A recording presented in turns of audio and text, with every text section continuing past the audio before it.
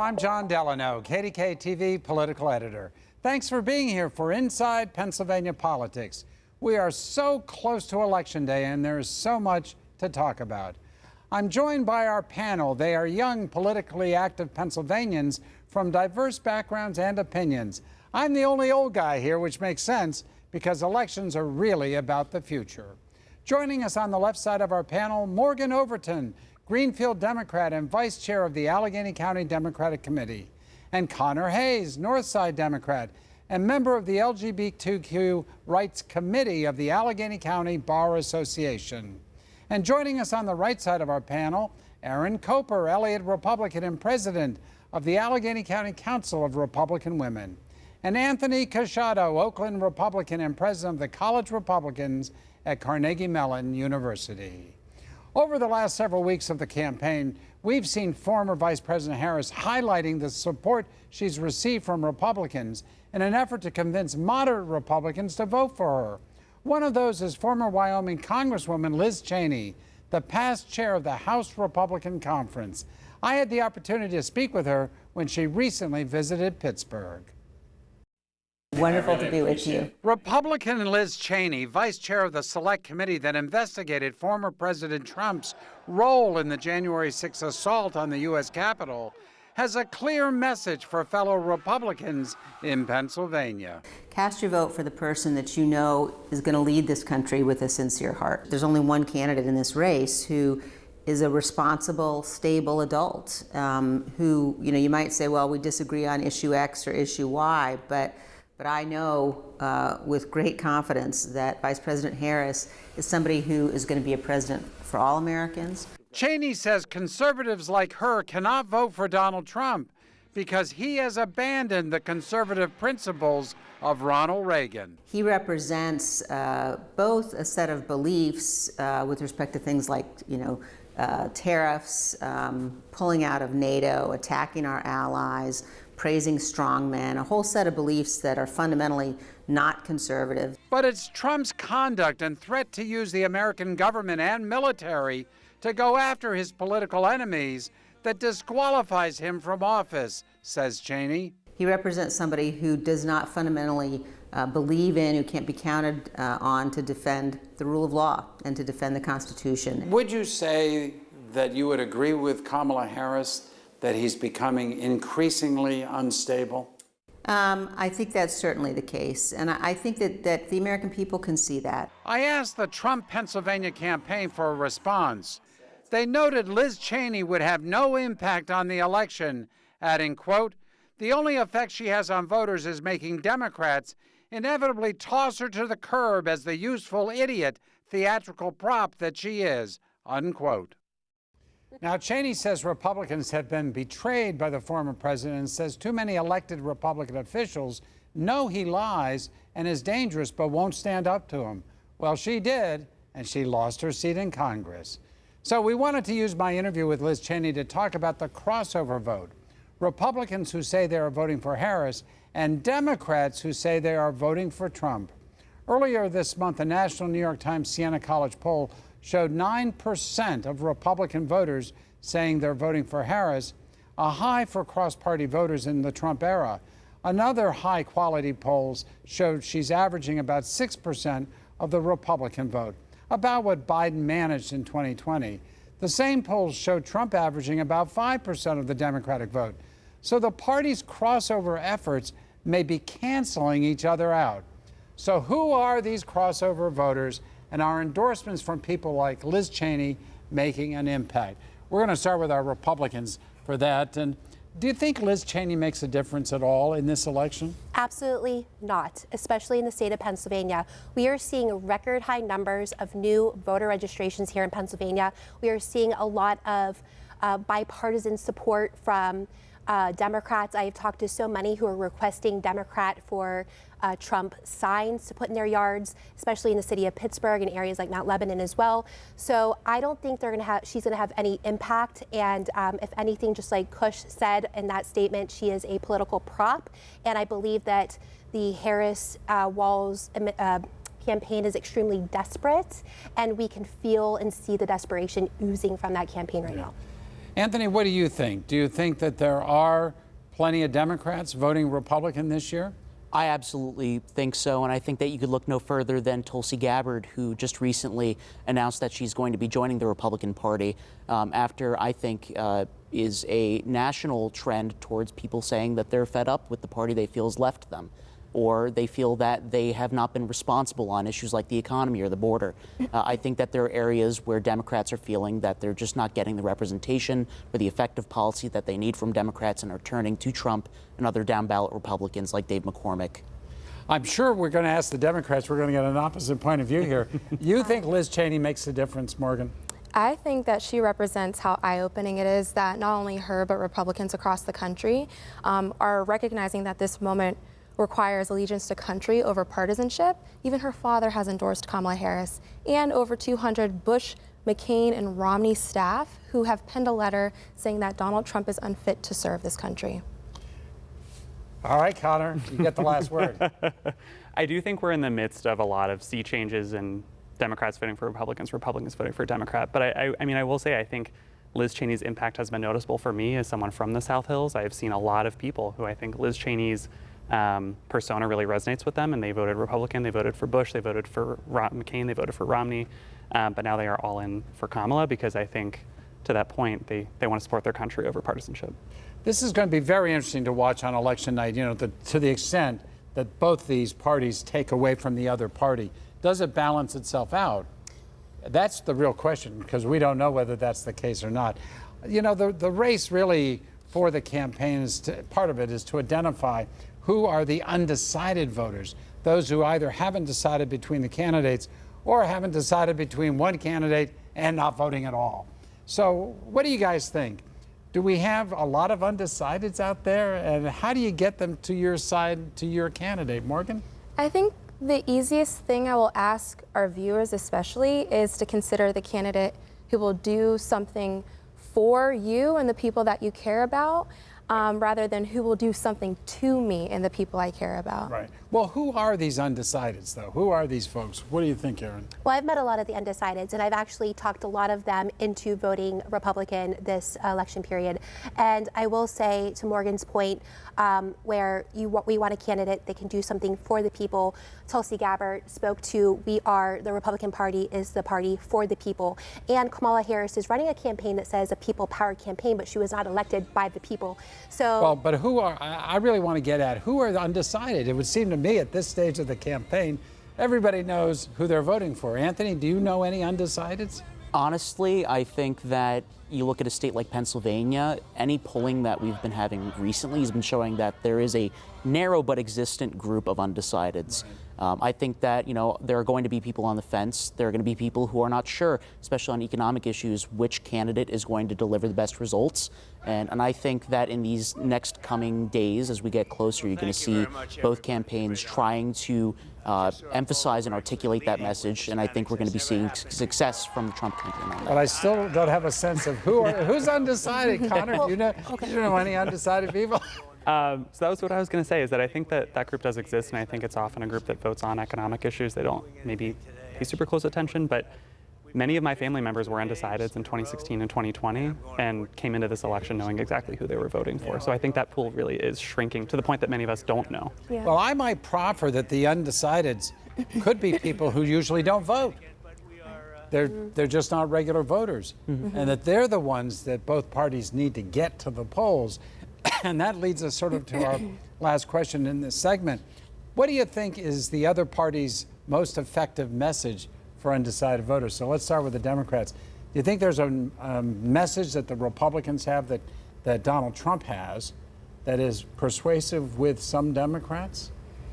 I can't say that I see that. I mean, all I really feel and see is a stoking of fear and hatred and division, and I think does that work with some Democrats? Absolutely not. We believe in our democracy and for this country to live another 250 years. So if you're about freedom and justice and living with self-determination, there's a place for you in the Democratic Party, but none of these issues are partisan. They're just basic human rights. And Erin, do you think there's a message the Democrats are making that is Oh, yeah. having any impact on Republican voters? Well, they're completely shutting out Christians and Catholics. I mean, Kamala Harris on her rally stage when Vice President Harris said that she wanted them out. They actually got removed, but they said Jesus is King, Jesus is Lord, and her knee-jerk reaction was what we all saw on national television, and she is shutting the door, and she's actually persecuted. Went after Christian, Catholic, judicial nominees before as well, and she is unapologetic. She believes in no-turn limits, and what kind of monster votes for a bill or goes against a bill that would require doctors to provide medical care for a baby that was born with a failed abortion? That is a monster, in my opinion. So people are getting the message clear about where she stands with our First Amendment religious rights. Well, I wasn't going to get into an abortion discussion or a religious discussion, but Democrats, is the Democratic Party anti-Catholic? We got a Catholic president, I think. As a Catholic Democrat and someone who's been a Catholic Democrat my whole life, I mean, I think that there are many places for people of faith and people, who grew up Catholic and who remain Catholic in the Democratic Party. I think that, Democrats, and I've felt this way my whole life, take a very holistic approach to what is life and what is pro-life. And, they really look at, for everyone and supporting life across all of its stages. And I think that Democrats are the party for people like that. And I think there still is, very much a place for Catholic Democrats. I think JFK was this beloved figure in my family, as this family of Irish Catholic Democrats, and I think there's so many Catholic Democrats. Well, we've only had 2 Catholic presidents. Both of them have been Democrats, I believe. Is that, Anthony, I'll give you 30 seconds on this before we wrap. Yeah, well, listen, as a Catholic myself, I definitely felt snubbed by Vice President Harris when she refused to show up in person to the Al Smith dinner. Which, by the way, is a dinner in New York by the Archbishop of New York, right? Yes. So it's supposed to be a bipartisan show of good faith for a good cause, and I don't think that her lack of presence there is a good sign for representing Catholics or Christians on the whole. Okay. I did very briefly want to get to that point, though, about the message for Democrats, 5 seconds. They very often will play on this idea of we're going to give you assistance for house payments. We're going to look for, these opportunities to, give these financial breaks or benefits. But where are we getting the money for this is the question that I think we need to dig in. We're going to have to wrap our discussion there, or we'll never get to the rest of the show. Stick with us. Coming up, voter registration.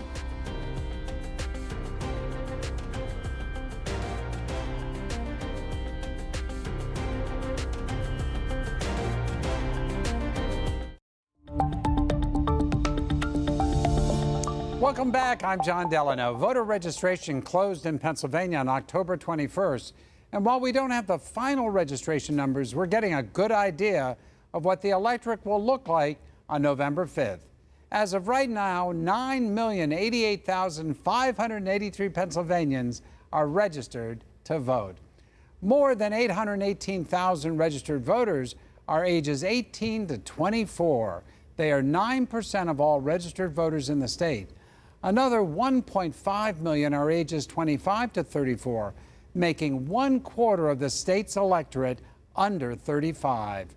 Percentage-wise, the age cohorts are registered pretty evenly, except for the 18 to 24-year-olds, who only cover a 6-year range compared to 9 years for the other groups. They each represent between 15 and 17% of the electorate. Now, no surprise, those voters 65 and over slightly outnumber those under 35.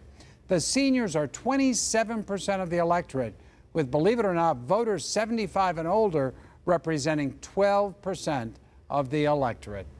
Given that everyone's represented pretty evenly in registration, the focus will be on turnout.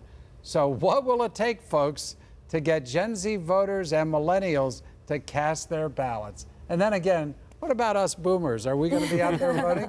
What do you think? Connor, I'll start with you. I think that for Gen Z, it's going to be dependent upon both campaigns if they want to get people out to vote, to just explain to people how to vote, what the processes are. We have this elaborate mail ballot system in Pennsylvania, but also in-person voting still remains important. And I think for a lot of young voters, they don't really know what they're supposed to do. I still get questions from my younger cousins about, like, what is my polling place? What do I do there? So It's going to So be knowledge, information. knowledge Right. and information. Well, Anthony, you're the youngest on the panel, a student over at Carnegie Mellon. Do you think that's a problem, not knowing exactly how to go about voting? Yeah, I mean, this is my first presidential election, as is for many other young people that I'm in classes with and I speak to on a regular basis. I definitely applaud the efforts of both campaigns in their outreach to make sure that they're informing how do you vote, when to vote by. And you know, I definitely think that it's a positive thing to see from both campaigns. If there's one area where they're both doing some good work, I think it's in turning out the youth vote. Is there a particular message, Aaron, that you think really works with younger voters as opposed to older voters?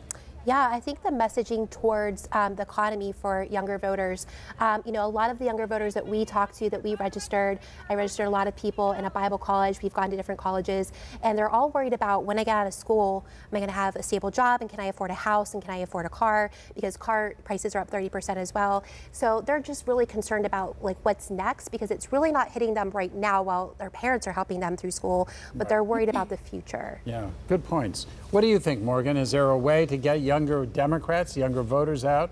And by the way, those numbers are pretty even. There are slightly more Democrat young folks than there are Republicans, but there are a lot of both. Yeah, well, one more important fact is that millennials and Gen Z combined make the largest voting bloc. CNBC just had a survey where it was found that there was a 20-point lead with Kamala Harris with younger voters. And I think younger voters are just ready for a representative democracy. I feel like I haven't seen energy like this since 2008, because I think people see there is a place for them at the table. Right.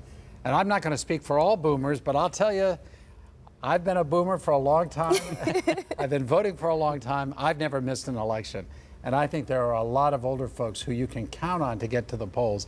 How they're going to vote, who knows? Who knows? So, well, coming up, is age once again an issue in the campaign, or is it nothing but a number? We're looking at how the media is talking about it next.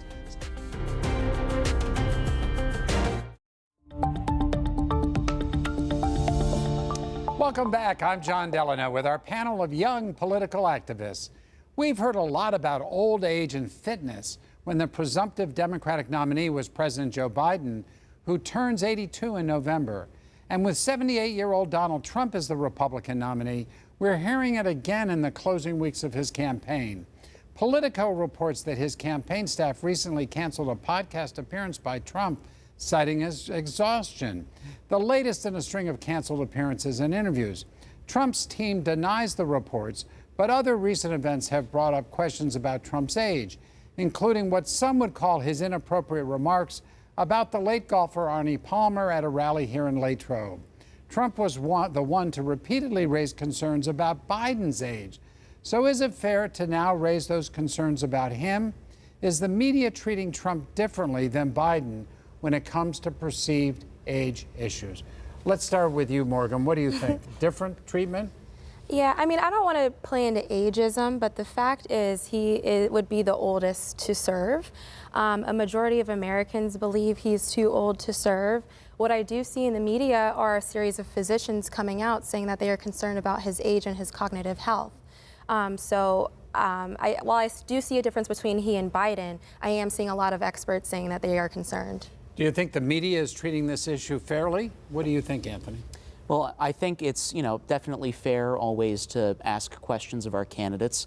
I think that it was definitely concerning that we didn't see it as much when Biden was under the spotlight. But I think that we can see in a lot of the events and appearances that President Trump has been in recently, specifically his event recently at a McDonald's. He showed that he is definitely able to get out there, do these things, have the mental and physical acuity necessary to be a commander-in-chief. Right. I'm not going to get into the Arnie Palmer stuff. We'll stay away from that on this show. But Aaron, as you know, Kamala Harris, Vice President Harris, has released her medical records and has asked Donald Trump to do the same, which he has not done. Should he?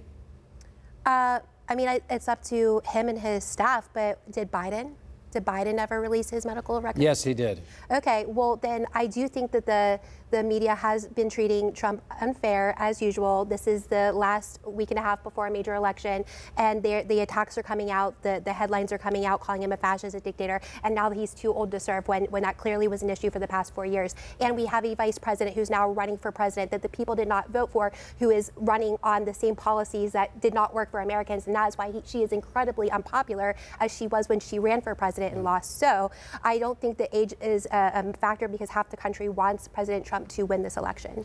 What do you think, Connor? You get the last word on this one. I think that fundamentally the presidency is a very taxing job. I mean, we started to see this with President Biden, in his last days. I think he's doing a good job at winding down his administration, but he does have to limit his schedule. And I think to be commander in chief, you need to be on it 24/7. And while Trump has his moments, I think age is an issue for him. And I think that we need a president who will be able to be on 24/7. Do you think it'll make a difference in this campaign? At this point, I think people are quite decided. So I don't think it will, but I think it's an issue that people should be concerned about. Okay, good. Well, thank you. Another good discussion. Stick with us. We're going to have a word for, I hope, for a quick break and then right back with some final thoughts. Stick with us.